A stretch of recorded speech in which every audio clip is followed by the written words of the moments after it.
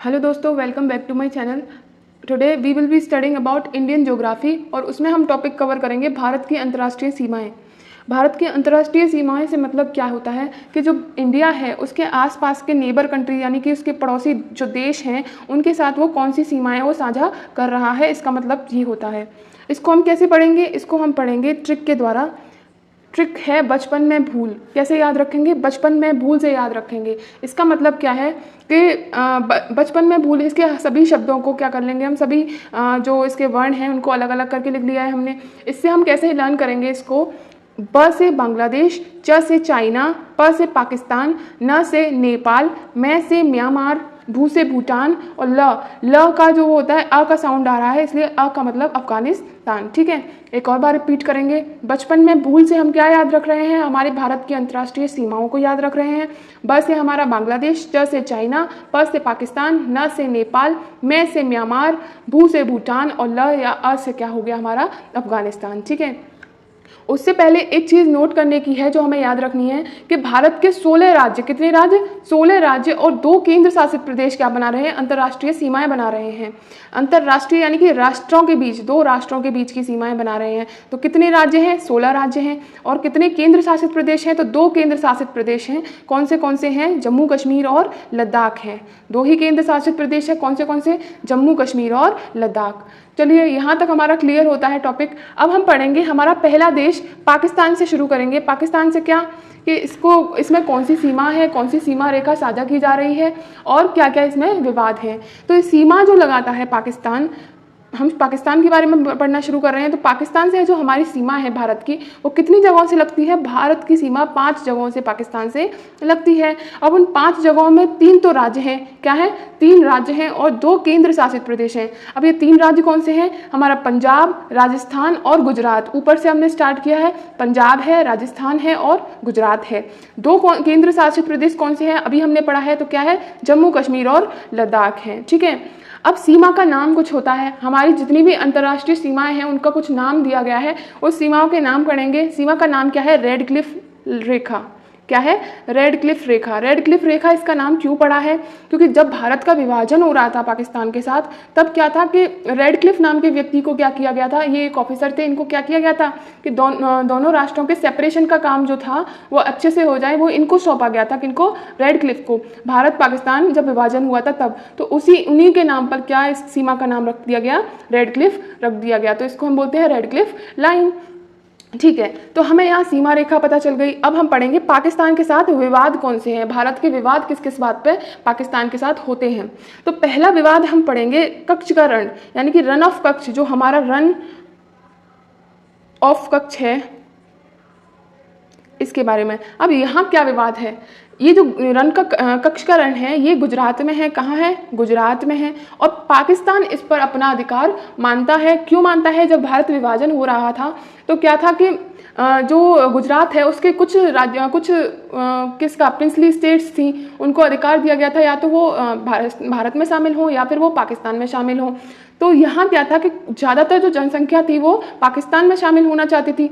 ठीक है, लेकिन क्या जूनागढ़ की जो वो थी, जूनागढ़ ये क्या थी? प्रिंसली स्टेट्स थी और ये पाकिस्तान में शामिल होना चाहती थी। लेकिन लाला लाजपत राय की क्या थी काम की वजह से क्या हुआ कि ये भारत में शामिल रही। तो इस पर पाकिस्तान अपना क्या करता है? अधिकार जमाता है। अब एक और बात देख लेते हैं कि कच्छ का रण जो है वो किस लिए फेमस है? वो इसलिए फेमस है क्योंकि यहाँ भारत में जंगली गधे पाए जाते हैं। कच्छ के रण में क्या पाए जाते हैं? जंगली गधे पाए जाते हैं। ठीक है, ये इस काम के लिए फेमस है। ये क्वेश्चन पूछ लिया जाता है, इसलिए आपको बताया। ठीक है, दूसरा क्या है? सरक्रीक। अब ये सरक्रीक क्या होती है बेटा? सरक्रीक का मतलब होता है गुल्फ। क्या? गुल्फ। गुल्फ का मतलब होता है खाड़ी। खाड़ी, जैसे हमने पढ़ा था बे ऑफ बंगाल है, खाड़ी है बंगाल की। ठीक है, वैसे ही आपने गुजरात का स्ट्रक्चर देखा हो तो आपको दिखता है कि यहाँ एक खाड़ी जगह प्रेजेंट है, यानी कि अंदर की साइड में क्या भरा हुआ है? पानी भरा हुआ है। और इसी को क्या कहा गया है? सरक्रीक कहा गया है। क्या कहा गया है? सरक्रीक कहा गया है। अब एक चीज़ मैं आपको बता देती हूँ कि यूएनओ द्वारा जो भी देशों का विभाजन होता है, जगह का विभाजन होता है, वो किस बेसिस पे होता है? या तो पानी, या तो वाटर का डिवीज़न हो सकता है, या लैंड का, यानी कि भूमि का डिवीजन हो सकता है। लेकिन जो सरक्रीक है, सरक्रीक ना तो जल में आती है ना ये भूमि में आती है, ये एक दलदल है। क्या है? दलदल है और यूएनओ द्वारा दलदल का विभाजन कहीं भी नहीं मतलब स्टेट किया गया है, इसलिए क्या है ये, इसका कोई विभाजन नहीं हुआ है। तो अंतर्राष्ट्रीय नियमों के अनुसार दलदल का कोई विभाजन नहीं किया जा सकता। इसी वजह से पाकिस्तान इसको क्या करता है, हथियाने के लिए घूमता है, ठीक है, यानी कि इसको हथियाना चाहता है। वैसे तो ये क्लियरली क्या है, हमारे भारत का हिस्सा है, ठीक है। नेक्स्ट हम पढ़ेंगे सियाचिन ग्लेशियर। आपको पता है जब 1962 में युद्ध हुआ था भारत पाकिस्तान का, तो क्या था कि सियाचिन ग्लेशियर पे क्या किया था, पाकिस्तानियों ने क्या किया था, अपने कैंप लगा लिए थे, और कैंप लगा लिए थे तो उसका क्या किया, उसको ऐसे मतलब दर्शाया कि जैसे उन्होंने उस जगह को क्या कर लिया है, अपने कब्जे में कर लिया है। लेकिन 1984 में क्या हुआ, ऑपरेशन मेघदूत द्वारा एक ऑपरेशन चलाया गया इंडिया की गवर्नमेंट के द्वारा, ऑपरेशन मेघदूत। और इस ऑपरेशन मेघदूत के द्वारा 1984 यानी कि 1984 में क्या हुआ, भारत के द्वारा सियाचिन ग्लेशियर पर दोबारा से क्या लहराया गया, तिरंगा लहराया गया। तो यहाँ पे हमने इसको अपने कब्जे में ले लिया था। कब इसको पाकिस्तान ने ले लिया था अपने कब्जे में, 1962 में जब युद्ध हुआ था तब अपने कब्जे में लिया था। और 1984 में क्या लिया, भारत ने ऑपरेशन मेघदूत के द्वारा दोबारा से सियाचिन ग्लेशियर पर फतह की, ठीक है। चौथा अगर हम विवाद पढ़ें तो चौथा विवाद है पीओके का। पीओके यानी कि पाक अधिकृत कश्मीर। पाक अधिकृत कश्मीर का क्या मतलब है कि जो कश्मीर का भाग पाकिस्तान द्वारा अधिकार में लिया गया है, यानी कि कब्जा लिया गया है, उसको उस भाग को क्या कहा गया है, पीओके कहा गया है, ठीक है, यानी कि पाक अधिकृत कश्मीर कहा गया है। अब आपको पता है कि कश्मीर का जैसे यहाँ ये इंडिया का ऊपर वाला हिस्सा है, ठीक है। अब ये जो कश्मीर का भाग है ये पाकिस्तान द्वारा है, ये पाकिस्तान है, इसको क्या कर लिया गया है, इंडिया इसने क्या किया कि इंडिया का जो एक कश्मीर का भाग है, कश्मीर का भाग अपने क्या कर लिया, कब्जे में कर लिया। तो वैसे तो यहाँ से जा रही थी रेड क्लिफ रेखा, ठीक है, वैसे तो यहाँ से जा रही थी, लेकिन इसने ये अपने कब्जे में कर लिया है। तो ये जो रेखा है इसको हम कह देते हैं एलओसी। एलओसी यानी कि लाइन ऑफ कंट्रोल इसको हमने कहा है, ठीक है। यानी कि जो भाग भारत के कश्मीर का पाकिस्तान ने अपने कब्जे में कर लिया है, उससे और भारत की जो सीमा है उसको हमने क्या किया है, एलओसी लाइन ऑफ कंट्रोल का नाम दे दिया है। अब ये जो पाक अधिकृत कश्मीर है, वो कश्मीर जो पाकिस्तान है वो अपना हिस्सा मानता है उस कश्मीर को, लेकिन भारत उसको अपना हिस्सा मानता है। और इसी वजह से दोनों देशों के बीच में क्या होता रहता है, विवाद उत्पन्न होता रहता है। अभी देखिए 1972 यानी कि 1972 में दोनों देशों के बीच में एक समझौता हुआ था, एक ट्रीटी हुई थी, उसका नाम है शिमला समझौता। शिमला समझौते में क्या था कि ये कब हुआ था, 1972 में हुआ था। इस समझौते में क्या बताया गया था कि जो भारत और पाकिस्तान है, यानी कि इंडिया और पाकिस्तान है, वो अपने जो भी विवाद हैं वो डायरेक्टली यूएनओ तक ना लेके जाएं, मतलब कि कहाँ तक ना लेके जाएं, अंतर्राष्ट्रीय नियमों तक यानी कि यूएनओ तक ना ले जाकर आपस में ही क्या करें, सॉल्व करें, क्या करें, आपस में विवादों को सॉल्व करें। और शायद इसी वजह से क्या है कि आज तक भारत और पाकिस्तान के बीच के जो विवाद हैं वो आसानी से सॉल्व नहीं हो पाए हैं, क्योंकि इनके ऊपर कोई भी देश एक्शन लेने से पहले क्या करता है, 100 बार सोचता है। तो ये शिमला समझौता कब हुआ था, 1972 में हुआ था। अब हम आगे पढ़ेंगे अपने नेक्स्ट देश की सीमा के बारे में। डियर, अब हम पढ़ेंगे अपने दूसरे देश के बारे में जो है अफगानिस्तान। अब ये अफगानिस्तान के साथ हमारी कौन सी सीमा रेखा साझा हो रही है, तो मैं आपको एक जानकारी बता दूं कि कोई भी राज्य की सीमा सीधे सीधे अफगानिस्तान से नहीं लग रही है। ऐसा क्यों है, क्यों नहीं लग रही है, मैंने आपको बताया था। जैसे हमने ये मान लिया हमारा जम्मू कश्मीर लद्दाख वाला पार्ट है, यहाँ से थोड़ी सी रेखा क्या थी, अफगानिस्तान से लग रही थी, लेकिन इसको क्या कर लिया पाकिस्तान ने, अपने अधिकरण में कर लिया। अपने अधिकरण में कर लिया तो इसका मतलब ये हो गया कि इंडिया से डायरेक्टली कोई रेखा इसकी नहीं जुड़ रही है, लेकिन भारत इस पीओके को अपना हिस्सा मानता है और पाकिस्तान भी मानता है, तो भारत भी मानता है। इसीलिए हमने क्या किया है, जो पीओके का हिस्सा है सीमा साझा करता है और उसको भारत अपना हिस्सा मानता है, और इसी हिस्से के कारण क्या भारत अफगानिस्तान को क्या करता है, अपना एक पड़ोसी राज्य यानी कि देश मानता है। तो अब इसकी जो सीमा रेखा है उसको कहते हैं ड्यूरेंट रेखा। ये ड्यूरेंट रेखा क्यों है, जैसे रेड क्लिफ लाइन थी, रेड क्लिफ को दिया गया था इसका जिम्मा, ऐसे ही ड्यूरेंट को दिया गया था किसका जिम्मा, अफगानिस्तान और मतलब भारत के विभाजन का, ठीक है। तो ये सीमा रेखा जो है उसका नाम है ड्यूरेंट रेखा। अब इस ड्यूरेंट रेखा के बारे में हम जानेंगे कि ये जो भारत अफगानिस्तान के साथ तो है ही है, भारत और अफगानिस्तान के बीच में तो ड्यूरेंट रेखा है ही है, ठीक है। यही ड्यूरेंट रेखा अफगानिस्तान और पाकिस्तान के साथ भी है। यही ड्यूरेंट रेखा क्या है, भारत पाकिस्तान के, इंडिया अफगानिस्तान के साथ भी है, और अफगानिस्तान पाकिस्तान के साथ भी कौन सी रेखा है, हमारी ड्यूरेंट रेखा है, ठीक है। ये हमने जान लिया। भारत व अफगानिस्तान के मैत्रीपूर्ण संबंध हैं, यानी कि फ्रेंडली संबंध हैं। फ्रेंडली इन द सेंस मैत्री है दोनों देशों में, मित्र हैं दोनों देश, और इसी कारण कोई अधिक विवाद नहीं है, कोई भी विवाद भारत पाकिस्तान अफगानिस्तान के बीच में क्या है, नहीं पाया जाता। इससे उल्टा और क्या होता है कि जो भारत है वो अफगानिस्तान की क्या करता है, हर एक फैसले में मदद करता है। जो भी वहाँ कोई विपदा आती है, अभी जैसे लास्ट ईयर हुआ था, वहाँ ऑपरेशन गंगा और ऑपरेशन दुर्गा चलाया था, वो क्या ऑपरेशन देवी जो चलाया था, देवी शक्ति, वो क्या था, अफगानिस्तान की मदद के लिए था। ठीक है, तो इसका मतलब क्या है कि भारत अफगानिस्तान के बीच में कोई ज़्यादा विवाद नहीं है। तीसरा हम इम्पॉर्टेंट अपना देखेंगे चाइना देश के साथ। चाइना देश के साथ 6 जगह से सीमा साझा होती है। कितनी जगह से होती है? 6 जगह से सीमा साझा होती है। अब इन 6 जगहों में कितने राज्य हैं और कितने केंद्र शासित प्रदेश हैं? तो मैं आपको बता दूं कि ये 4 राज्य हैं और 2 केंद्र शासित प्रदेश हैं। 4 राज्य कौन से हैं बेटा? हिमाचल प्रदेश है, उत्तराखंड है, सिक्किम है, अरुणाचल प्रदेश है। अगर हम ऊपर से देखें तो हिमाचल, उसके बाद उत्तराखंड, सिक्किम और अरुणाचल प्रदेश के साथ क्या हो रही है, चाइना की सीमा साझा हो रही है। और यहाँ से देखा जाए तो लद्दाख और जम्मू कश्मीर के साथ भी हो रही है, जो कि क्या है, केंद्र शासित प्रदेश हैं। तो ये क्या हो गई, 6 जगह से क्या हो गई, सीमा साझा हो गई है। ठीक है, अब सीमा का नाम क्या है? सीमा जो रेखा है उसका नाम क्या है? मैकमोहन रेखा। क्या नाम है? मैकमोहन रेखा। ये मैकमोहन रेखा का निर्धारण कब हुआ था? 1914 में हुआ था। कब हुआ था बेटा?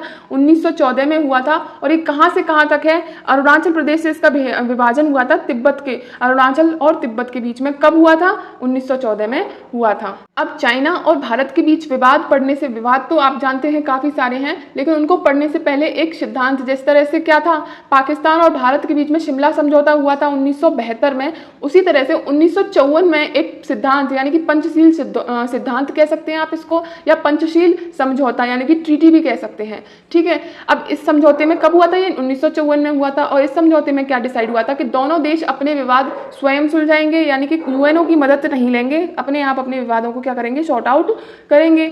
दूसरा क्या था, एक दूसरे की सहायता करेंगे, चाहे वो फाइनेंशियली हो, आपसी विवाद को खुद सुलझाएंगे और समय समय पर एक दूसरे की सहायता के लिए सहयोग करेंगे। और इसी समय क्या 1954 के समय क्या दिया गया था? हिंदी चीनी भाई भाई का नारा दिया गया था। किसके द्वारा?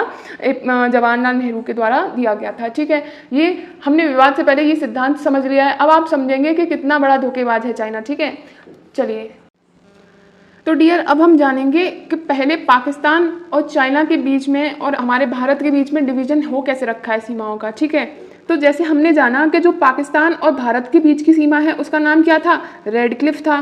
क्या था? रेड क्लिफ था। ठीक है, अब जो अधिकार जिस हिस्से पर पाकिस्तान ने ले लिया है उसको क्या कहा गया था? पीओके कहा गया था। पीओके का मतलब होता है पाकिस्तान के द्वारा अधिकृत जो कश्मीर है। ठीक है, अब जो पीओके है और उस भारत है, पीओके और भारत के बीच की जो सीमा है उसको क्या कहा गया था? एलओसी कहा गया था। क्या कहा गया था? एलओसी कहा गया था। एलओसी का मतलब था लाइन ऑफ कंट्रोल, यानी कि नियंत्रण रेखा। कंट्रोल यानी कि नियंत्रण रेखा। ठीक है, अब देखो यहाँ पे कहीं लगती है भारत और अफगानिस्तान, किसकी? भारत और अफगानिस्तान की क्या रेखा लगती है। लेकिन यहाँ पे क्या हुआ कि पीओके से लगने लगी है, और पीओके हमें पता है पाकिस्तान द्वारा कब्जा लिया गया है। तो क्या है यहाँ पर? ड्यूरेंट रेखा है भारत और किसकी? अफगानिस्तान की। लेकिन ये अब कहाँ पर प्रेजेंट है? पीओके में प्रेजेंट है। इसलिए हम ये सिर्फ ये कह सकते हैं कि जो अफगानिस्तान से कौन सीमा साझा कर रहा है? कश्मीर कर रहा है। कौन कर रहा है? कश्मीर कर रहा है। ठीक है, अब हम चाइना के बारे में पढ़ रहे थे, तो हम चीन के द्वारा भी जो अधिकार में लिया गया है उसको पढ़ेंगे। तो वर्ष 1962 के युद्ध में भारत के और चीन के बीच में जो युद्ध हुआ था, उस युद्ध में चीन ने 37,000 वर्ग किलोमीटर यानी कि 37,000 किलोमीटर स्क्वायर का एरिया क्या कर लिया था? अपने का हिस्सा अपने कब्जे में ले लिया था। यानी कि भारत का 37,000 वर्ग किलोमीटर का हिस्सा किसने ले लिया था? चाइना ने अपने कब्जे में ले लिया था। ठीक है, और इसी हिस्से को क्या कहा गया? अक्साई चीन कहा गया। क्या कहा गया? अक्साई चीन कहा जाने लगा। ठीक है, अब इसमें क्या है कि जो अक्साई चीन है, चाइना और भारत के बीच में जो लाइन थी, जैसे ये वाली लाइन है, वो कौन सी थी? मैकमोहन थी। आपने पढ़ा, मैकमोहन रेखा थी, मैकमोहन रेखा थी। लेकिन अब जो चीन ने अधिकार ले लिया जिस हिस्से पर, तो वो चाइना का पार्ट कहा जाने लगा। और उस अक्साई चीन और भारत के बीच की जो लाइन है उसको LAC बोला गया। क्या बोला गया? LAC बोला गया, यानी कि लाइन ऑफ एक्चुअल कंट्रोल बोला गया, यानी कि वास्तविक नियंत्रण रेखा, यानी कि जो एक्चुअल नियंत्रण होता है वो यहाँ पे एक्चुअल नियंत्रण की रेखा इसको कहा गया, यानी कि LAC कहा गया। चाइना भारत के बीच में पूछे तो मैकमोहन रेखा, ऐसे ही पाकिस्तान भारत के बीच में पूछे तो रेड क्लिफ रेखा। वहीं अगर पाकिस्तान और POK और भारत के बीच में पूछे तो LOC यानी कि नियंत्रण रेखा, लाइन ऑफ कंट्रोल। ऐसे ही अगर यहाँ अक्साई चीन और भारत के बीच में पूछे तो LAC यानी कि लाइन ऑफ एक्चुअल कंट्रोल, यानी कि वास्तविक नियंत्रण रेखा। यहाँ तक आपको क्लियर हो गया। अब हम पढ़ेंगे विवाद, किस किस के बीच में, भारत और किसके बीच में, चीन के बीच में क्या पढ़ेंगे हम, विवाद पढ़ेंगे, कौन से हैं। तो पहला है दौलत बेग ओल्डी एरिया। ये दौलत बेग ओल्डी एरिया क्या है, इसको हम समझेंगे। कि ये जो एरिया है वो यहाँ पाया जाता है अक्साई चीन के और भारत के बीच में। ये कुछ ज़्यादा किसकी तरफ जाता है, अक्साई चीन की तरफ जाता है। तो भारत की तरफ से क्या किया जाता है, समय समय पर प्रयास किए जाते हैं कि हम अपने जो अक्साई चीन वाला एरिया है उसको अपने वापस क्या कर लें, हिस्से में ले लें। तो इसी कारण से भारत जब भी अटैक करता है, यानी कि कोई भी पहल करता है युद्ध की, तो वहाँ पर क्या है, दौलत बेग ओल्डी एरिया। अब उसमें क्या है कि भारत उसको अपना हिस्सा मानता है डॉक्यूमेंट्स में भी, और चाइना उसको अपना हिस्सा मानता है। इसी वजह से भारत और चाइना के बीच में किसके लेके, DBO यानी कि दौलत बेग ओल्डी एरिया के बीच में लेके क्या होता रहता है, विवाद होता रहता है। सेम इसी तरह से यहाँ राखी नाला, ज़्यादातर विवाद कहाँ है, सीमा पर ही है। कौन सी सीमा पर, LAC पर, ठीक है। राखी नाला है, राखी नाला भारत अपना पार्ट मानता है और चाइना क्या मानता है, उसको अपना पार्ट, क्या है, राखी नाला। तीसरा हम पढ़ेंगे देपसांग। देपसांग कहाँ है, अरुणाचल प्रदेश में है, ठीक है। ये तो हमने पढ़ा है, यहाँ पर क्या है, लद्दाख है, लेकिन अरुणाचल प्रदेश में है देपसांग। देपसांग क्या है, एक बौद्ध धर्म का बहुत ही पवित्र स्थल है। आपको पता है कि चाइना में बौद्ध धर्म को काफ़ी ज़्यादा माना जाता है, और चाइना की सरकार क्या चाहती है कि ये जो देपसांग वाला एरिया है इसको अपने हिस्से में ले लिया जाए, जिससे कि एक बौद्ध धर्म का पवित्र स्थल उनके एरिया में, यानी कि चाइना में क्या हो जाए, इंक्लूड हो जाए। लाल निशान विवाद ये कहाँ है, ये इसी LAC पर प्रेजेंट है। लाल निशान विवाद का मतलब क्या है कि ये भारत के द्वारा एक पॉइंट बिंदु क्या कर दिया गया है, निश्चित कर दिया गया है कि अगर अक्साई चीन पर जो चाइना के जवान तैनात हैं, अगर वो लाल निशान को क्रॉस करते हैं तो ये युद्ध की एक तरह से पहल चाइना की तरफ से भारत द्वारा मानी जाएगी, ठीक है। पांचवा है तवांग। तवांग भी कहाँ प्रेजेंट है, अरुणाचल प्रदेश में, ठीक है। तवांग भी ऐसे ही बौद्ध धर्म का क्या है, एक काफ़ी ज़्यादा क्या है, पवित्र स्थल माना गया है, ठीक है। अब हम छठवां पढ़ेंगे डोकलाम। ये डोकलाम क्या है बेटा, जो डोकलाम है वो एक पॉइंट है, यानी कि जहाँ पे भूटान, भारत और चाइना की जो बाउंड्री है वो एक दूसरे से टच होती हुई जा रही है। उनके बीच में क्या है, एक पॉइंट है, उसको क्या कहा गया है, डोकलाम कहा गया है, ठीक है। अब ये डोकलाम क्या है, चीन point between Bhutan, India and China, इन तीनों देशों का एक संयुक्त बिंदु है। आपको पता है भूटान से भारत के संबंध काफ़ी अच्छे हैं, लेकिन चाइना से नहीं है। तो चाइना इसको हमेशा क्या करता है, हथियाने के लिए घूमता है, हथियाने की कोशिश करता है, अपने कब्जे में लेने की कोशिश करता है। ये हो गए हमारे विवाद। अब दो विवाद ऐसे हैं जो चाइना की तरफ से एक तरह से हम कह सकते हैं कि बहुत ज़्यादा नीच हरकत करी जाती है। चलिए देख लेते हैं क्या है वो। ये क्या है बेटा, पहला है स्टेपल वीज़ा।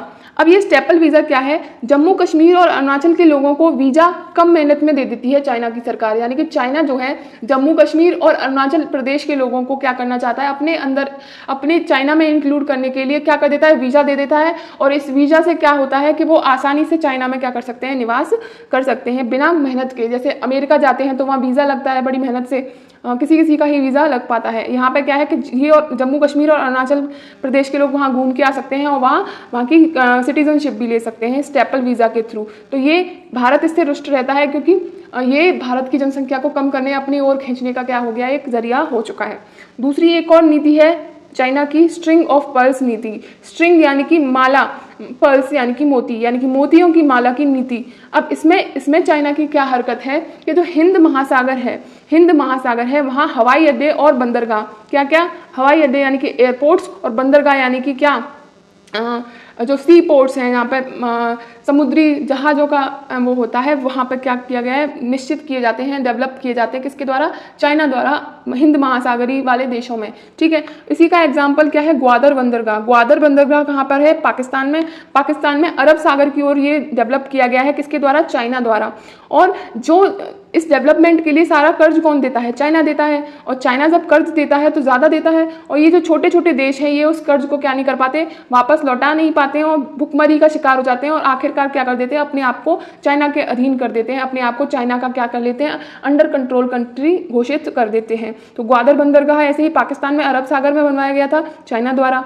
और हम्बन टोटा जो बंदरगाह है वो श्रीलंका में चाइना द्वारा बनवाया गया था, बहुत ही ज़्यादा कह सकते हैं हम, बहुत ही ज़्यादा इन्वेस्टमेंट के साथ, कि वो श्रीलंका की जो सरकार है वो चाइना को वापस नहीं कर पाई, और इसी कारण क्या हुआ, श्रीलंका क्या हो गया, दिवालिया हो गया, और चाइना के अधीन अपने आप को करने की इच्छा व्यक्त करने लगा, ठीक है। तो यहाँ तक हो गया हमारे चाइना के साथ जो सीमा रेखा और उसके विवाद हैं, ठीक है। आगे हम अपना नेक्स्ट जो देश है जिसके साथ सीमा रेखा है वो पढ़ेंगे हमारी अगली वीडियो में, क्योंकि ये वीडियो बहुत लंबी हो जाएगी उसके बाद, तो इसीलिए आगे वैसे इतना बड़ा कुछ नहीं है, छोटे छोटे देश हैं, पर हम उसको आगे पढ़ लेंगे। तब तक के लिए अगर आपको इन्फॉर्मेशन और पढ़ाना अच्छा लगा हो तो आप प्लीज़ वीडियो को लाइक कर दीजिएगा और चैनल को सब्सक्राइब कर दीजिएगा, जिससे कि मेरी भी थोड़ी सी ग्रोथ हो सके, ठीक है। हम आपस में साथ मिलकर क्या करेंगे, अपने सभी टॉपिक्स को क्लियर करते जाएंगे, ठीक है। तब तक के लिए राधे राधे, टेक केयर।